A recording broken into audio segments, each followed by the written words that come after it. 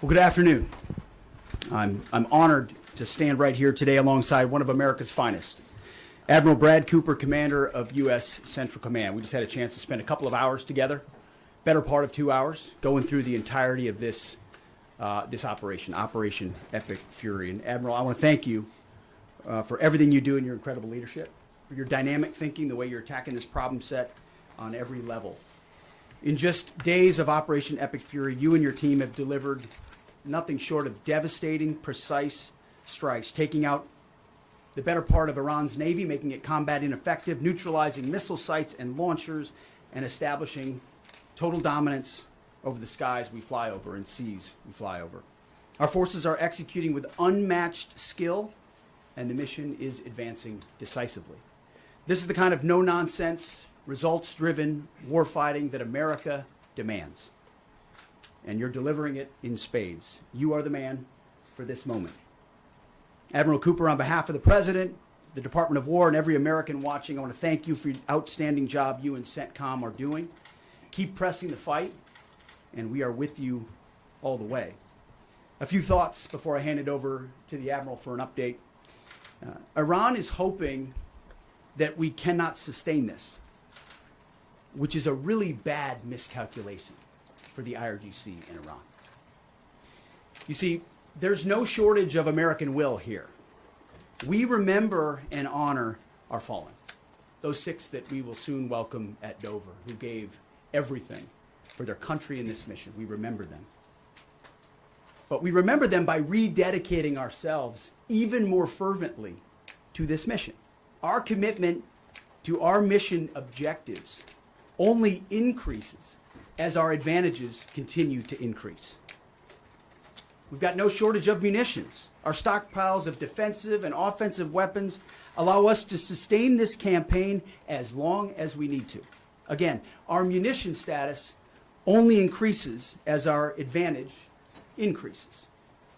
Our capabilities, we have only just begun to fight, and fight decisively. Having a chance to hear from Admiral Cooper. If you think you've seen something, just wait.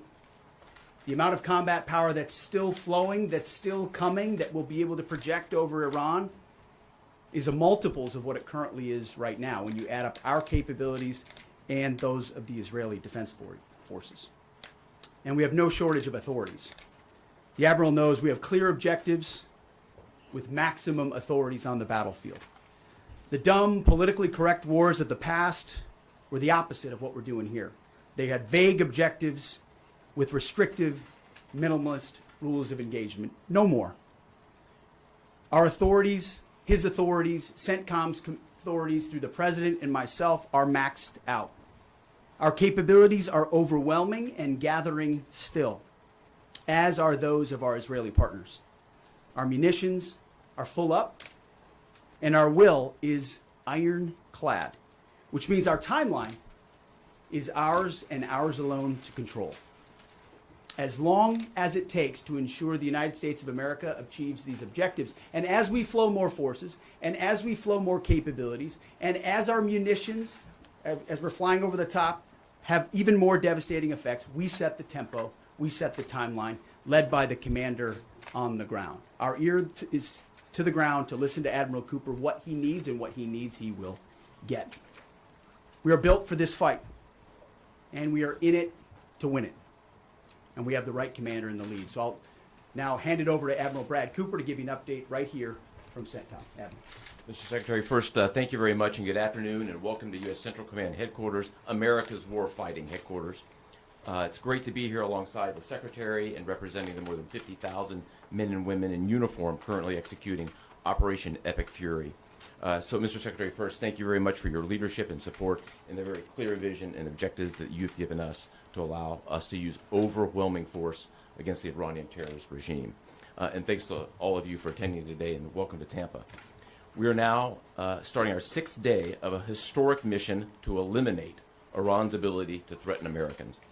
We are, if I could channel my inner Navy officer, we are at full speed ahead in executing orders given by leadership in Washington. The President and Secretary Hegseth have been crystal clear in their expectations, and we are at a high level of execution. As described by the Secretary and earlier this week by me, U.S. combat power is building as Iranian combat power declines. Our air dominance allows us to hit Iran's center of gravity with overwhelming power and reach. A couple of examples.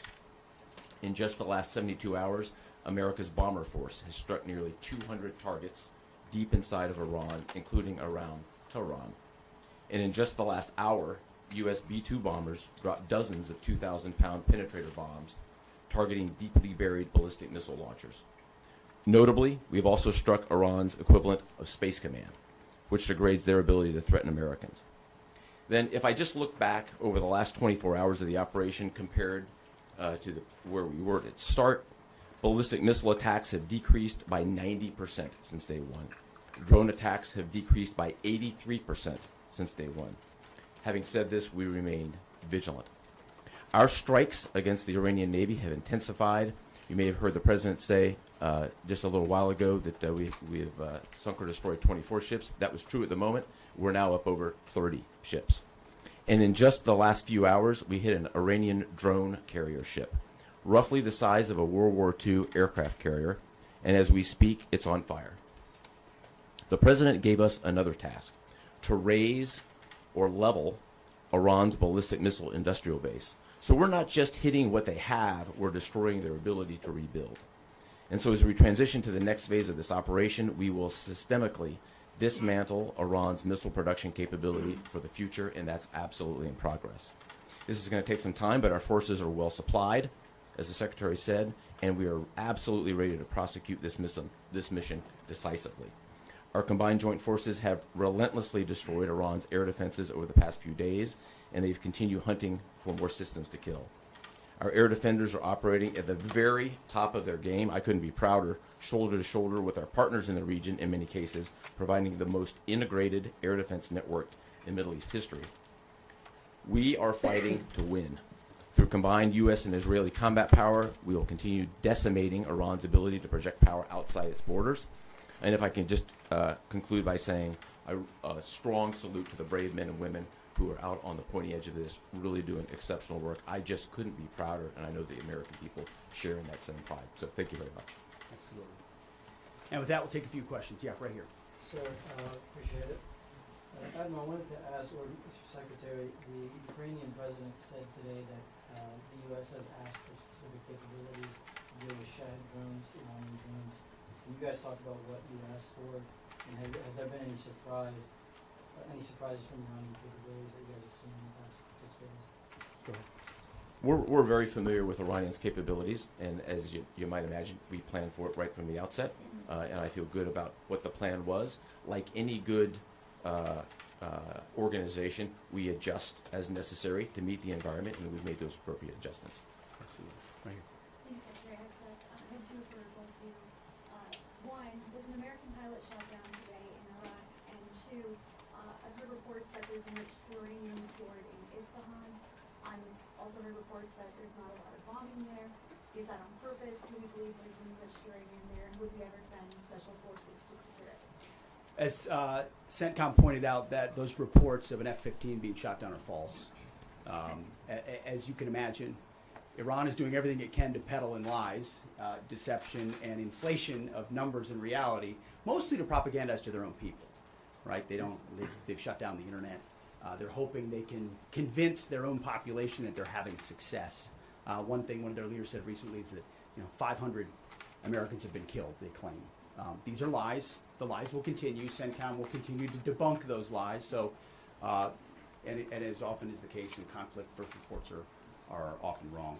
As it pertains to nuclear material and things like that, one of the objectives the President has always said is that Iran will not have a nuclear bomb, nuclear capabilities, but we would never disclose what we will or will not do inside operational plans. So Admiral Cooper's got a plan. We're working that plan, and targets will be struck or not struck according to what we want to achieve.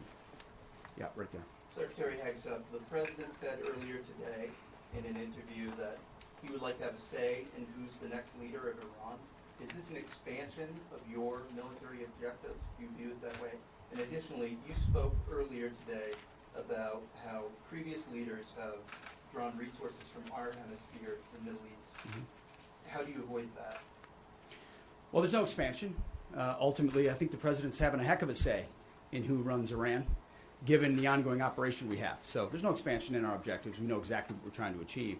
I think today's a great example of what this War Department is capable of doing. I was just in another part of Florida today where we announced, America's counter cartel conference. 18 countries coming together from Central, South America, and the Caribbean, coming together to fight cartels. That is something that is ongoing. We're focused there. We're focused in the Indo-Pacific. We can mass combat power in CENTCOM. EUCOM is able to support that as well. So we know we're laser focused on our hemisphere and our homeland. That's why we locked down the border. That's why we're working with partners to take on cartels. That's why we're sinking drug boats. That's why we're on the offense there. But the beautiful things about combatant commands is that, Brad Cooper's laser focused on Central Command, just like Frank Donovan is laser focused on Southern Command. We can do both. That's what a global power can do. Ultimately, this issue of Iran's nuclear pursuit and their unwillingness through negotiations to stop it was something President Trump has said for a long time needs to be dealt with. And after 47 years, he's doing something that no other president was willing to do. And we're doing it overwhelmingly, and we're doing it decisively, while also in other parts of the globe having the desired effects. And you take, for example, what we displayed yesterday, the Iranian ship in the Indian Ocean, sunk by Indo-PACOM, another combatant command, who coordinated with us in order to make that happen. So America's reach is global. Our focus here, though, these missions are narrow, they're scoped, and Admiral Cooper is well on his way to ensuring that we reach those objectives. Right here, yes, sir. Howard Allman, full condolences to the troops killed. The Ukrainians are talking about providing low-cost interceptors, given their experience. Is that something that the Pentagon is looking for? And Admiral Cooper, can you walk us through a little bit about how effective the Lucas drones have been, what kind of targets they've hit, and how much that's helped, given that they're low-cost alternatives to the more expensive Go ahead. Sure. I'm not familiar with the particular offer, but the interceptors in general, we've had a number of new capabilities being fielded. Obviously, I'm not going to talk about it from an operational perspective of what those are. But I think you have seen over a period of time us kind of get on the other side of this cost curve on drones in general. If I just walk back a couple of years, you remember what you used to always hear? We're shooting down a $50,000 drone with a $2 million missile. These days, we're spending a lot of time shooting down $100,000 drones with $10,000 weapons from ours. So that's one aspect. But Lucas, indispensable. As many of you know, and if you don't know, this was an original Iranian drone design. We captured it, pulled the guts out, sent it back to America, put a little Made America on it, brought it back here, and we're shooting it at the Iranians. Good targets. Good targets. Absolutely. Right there. Thank you so much, Secretary. President Trump, in his first speech after the launch of the Operation Epic Fury, he addressed Iranian people and he said that there is going to be a time for you to come out, but it's not now. Stay home. It's not safe. I want to know if there is a timeline for that you're going to urge Iranian people to come out, how that is going to play out, and how are you going to protect the protesters? You know that they're going to be shot probably, as we witnessed in January. That's what happened. How are you going to protect and support the protesters? And Admiral, I have one question for you. How are you going to minimize the civilian harms? We have a lot of evidence that the Basij units, IRGC commanders, they are now gathering in schools, in hospitals, in purely residential areas because their headquarters are bombarded, they are ruined, of course. So how are you going to protect the civilians while you're attacking the IRGC people hard? Thank you. I would just say on the protests, obviously the Iranian people showed a lot of courage in those protests, and we saw the Iranian regime was revealed for what it is in the way they reacted to that. The world saw that. No one's done more than President Trump to reopen the opportunity for those who want a free Iran to do so. Ultimately, it's common sense, as he said up front. Don't go out and protest while bombs are dropping inside Tehran and elsewhere. So there will come a moment where he determines, or they determine, that it's the time to seize that advantage. But there's a lot of things we're doing and the Israeli military is doing targeting those individuals who are targeting those who protest. The more you do that and you erode their will and you erode their capabilities, the more you create an opportunity for people to boldly stand up. Yeah, I would just reinforce the point. We're targeting the people. We're targeting the headquarters and the people who are targeting the protesters, first and foremost. I'd also just double down on the president's comments that he previously made to the people. Stay in your homes, keep things calm, stay out of the way. There's a lot of U.S. and Israeli capacity coming over. We're hitting a lot of targets. The best thing for them to do for right now is just to lay low. Right here.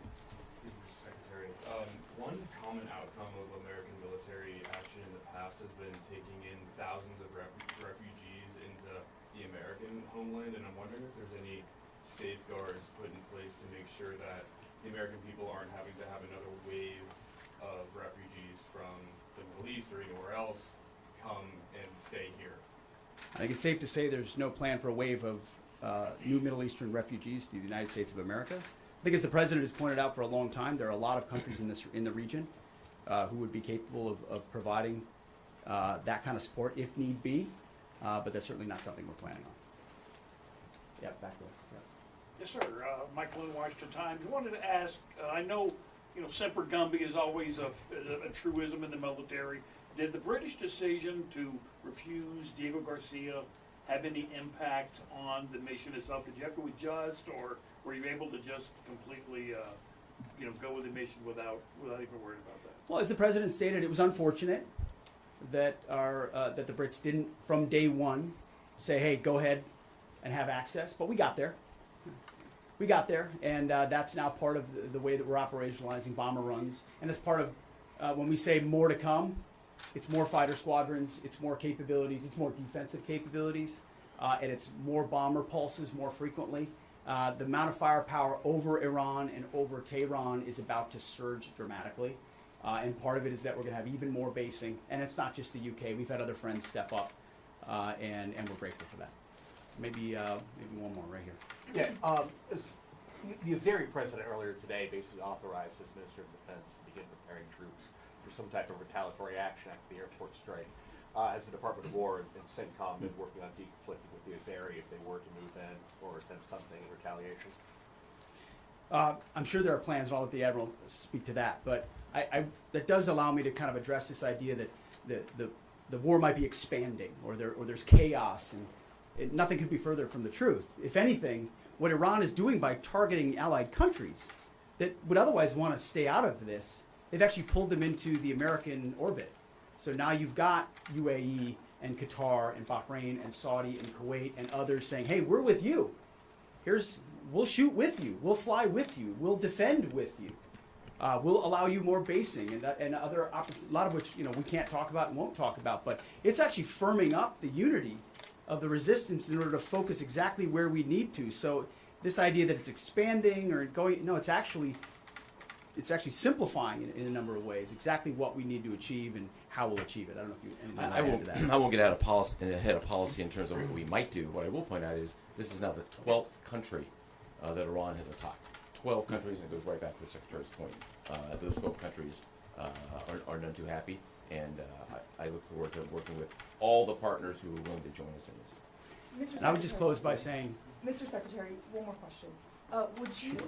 What is your message to Americans who are concerned about security here at home with the change-up that we're going to see at the Department of Homeland Security? well, I think Christy Nome did an excellent job over there securing our border and keeping us focused on threats. And the President making a change. We all serve at the pleasure of the President. I'm sure Mark Wayne Mullen will do a fantastic job. He's been a friend of mine for a long time. But Christy did a great job setting us up for success.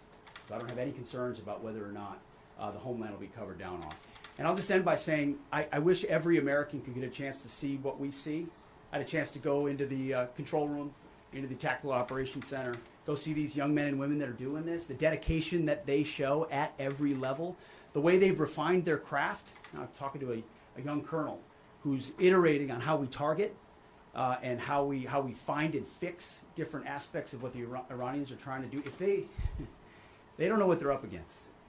And if they think they've got it solved for, they're wrong.